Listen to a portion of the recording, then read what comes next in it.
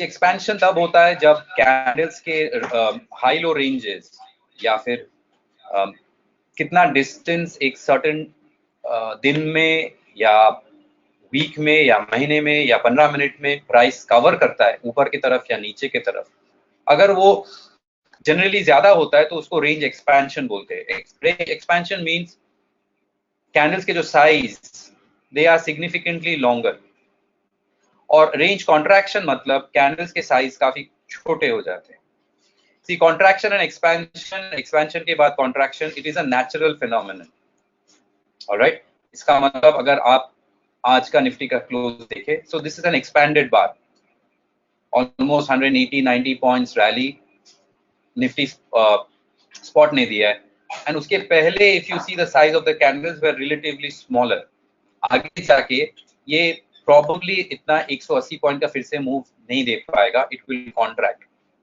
सो volatility, choppiness, expansion, contraction, इसको subjectively ऐसे ना मेजर करके objectively with the help of indicators कैसे हम समझ सकते हैं।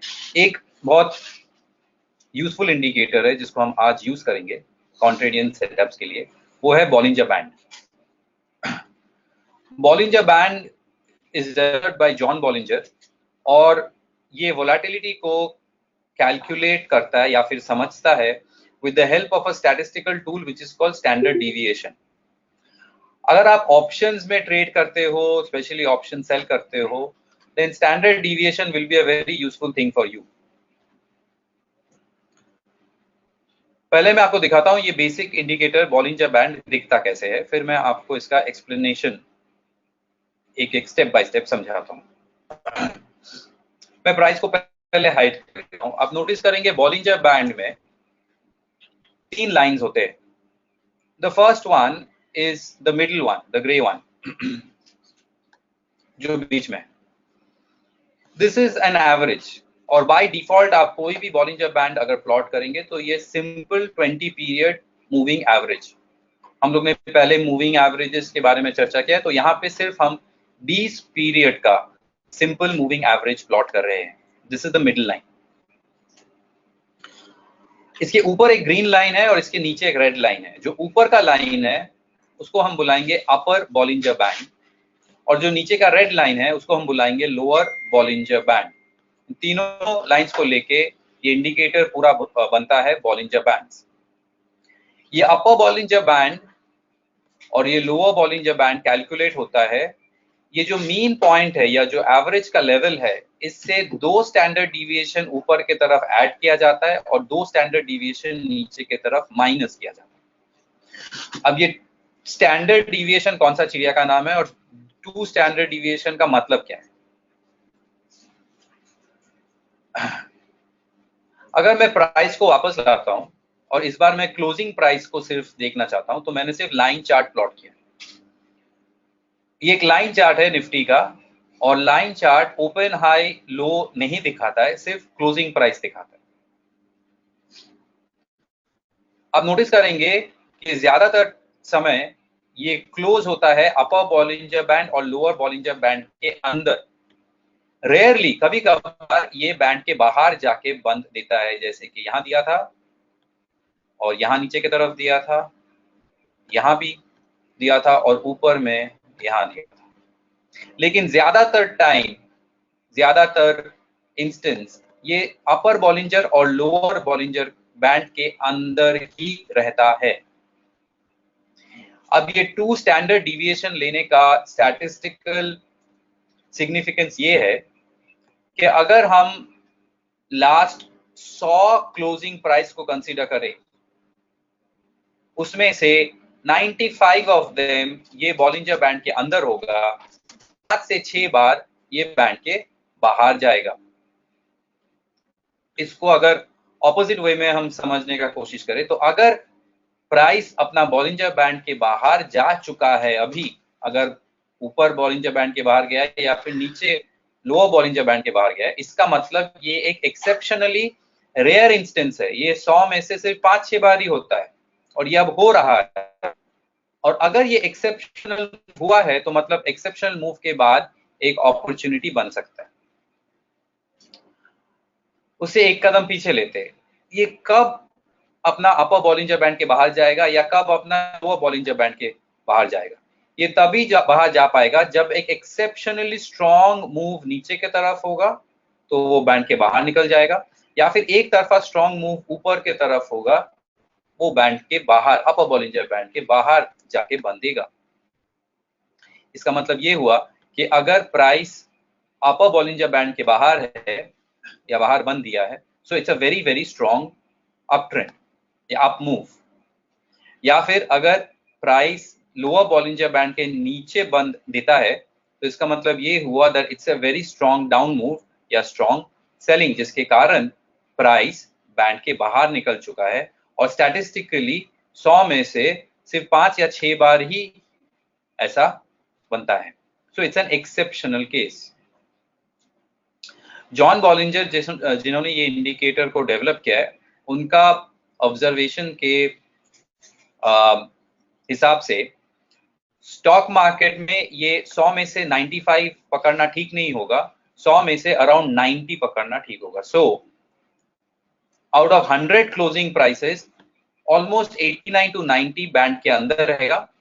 100 में से 10 बार, 9 से 10 बार ये बैंड के बाहर जाता है, it goes outside the band.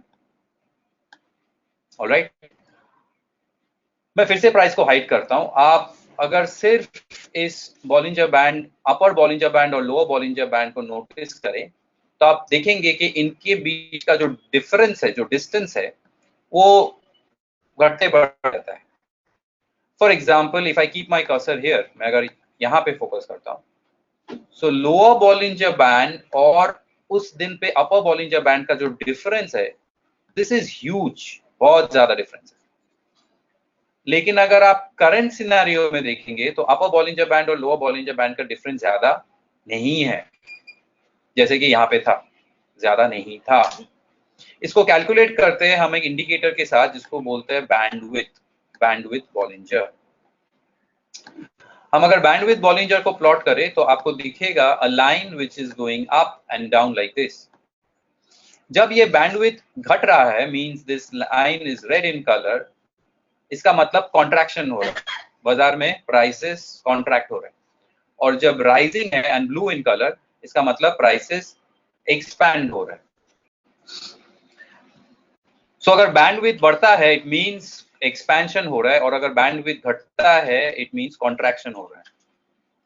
Contraction होने का मतलब ये है कि आगे जाके एक्सपेंशन होगा ही होगा। सो डायरेक्शनल ट्रेडर के लिए कॉन्ट्रैक्टेड मार्केट मतलब एक मूव आने वाला है, और एक्सपैंडेड मार्केट मतलब ये मार्केट चल रहा है, चल चुका है, अब ये रुक सकता है।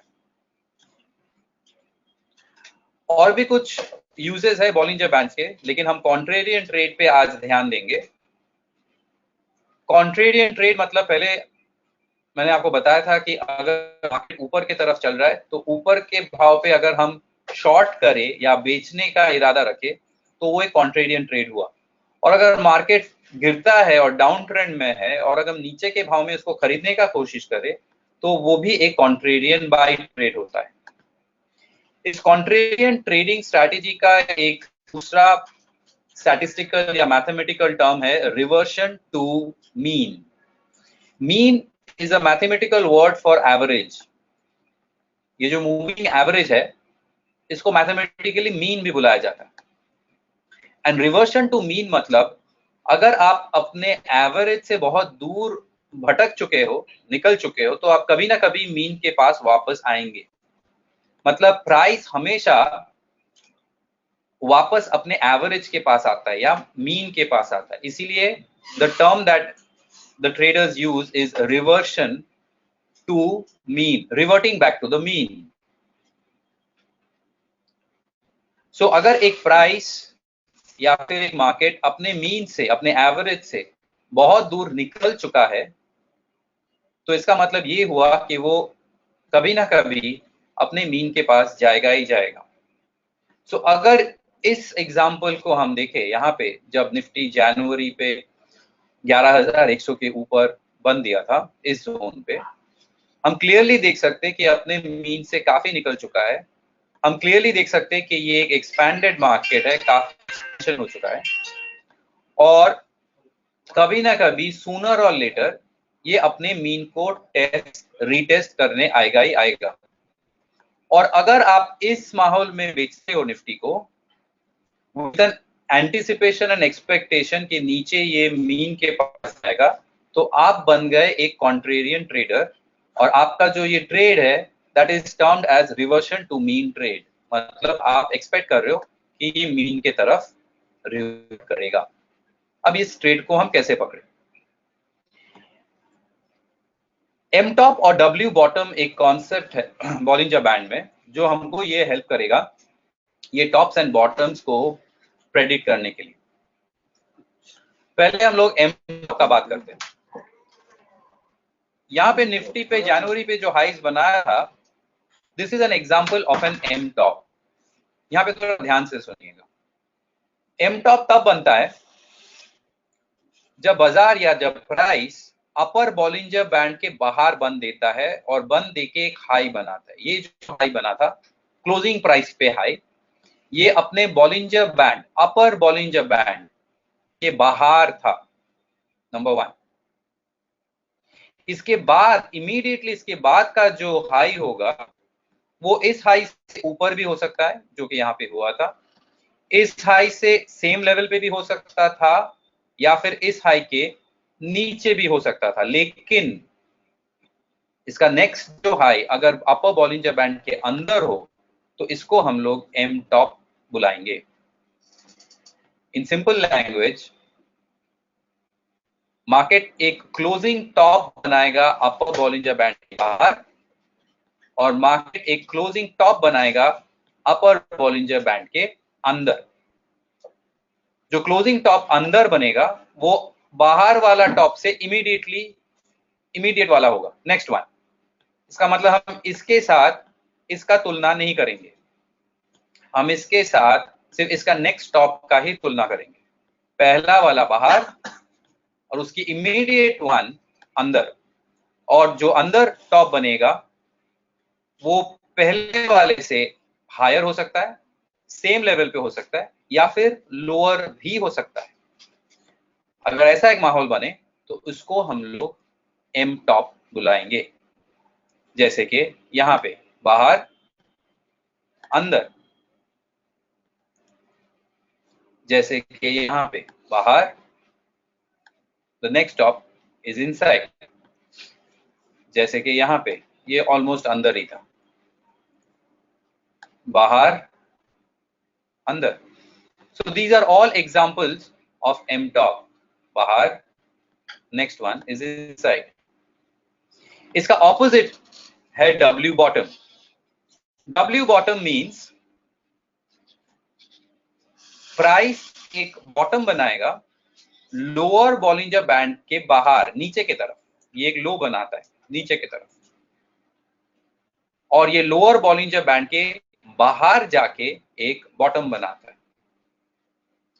फिर ये बॉलिंजर बैंड के अंदर आके एक बॉटम बनाता है, और जो बॉटम बॉलिंजर बैंड के अंदर बनेगा वो अपने प्रीवियस बॉटम से ऊपर हो सकता है, जो कि यहाँ पे एग्जाम्पल पे ऐसे ही है, या फिर उस लेवल पे हो सकता है, या फिर उसके नीचे भी हो सकता है।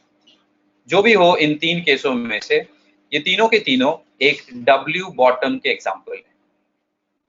अगर प्राइस अपने Bollinger band, lower Bollinger band के बाहर जाके बंद दे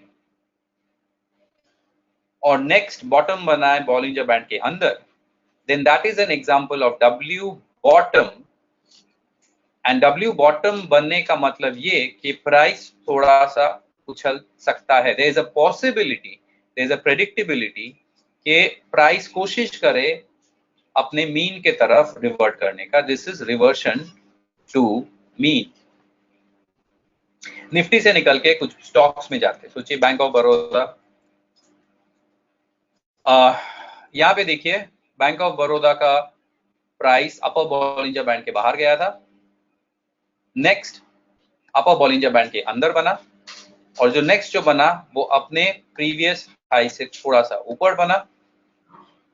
ये हुआ एम टॉप, और एम टॉप का मतलब ये वापस मीन की तरफ आ सकता है। मतलब एवरेज की तरफ आ सकता है।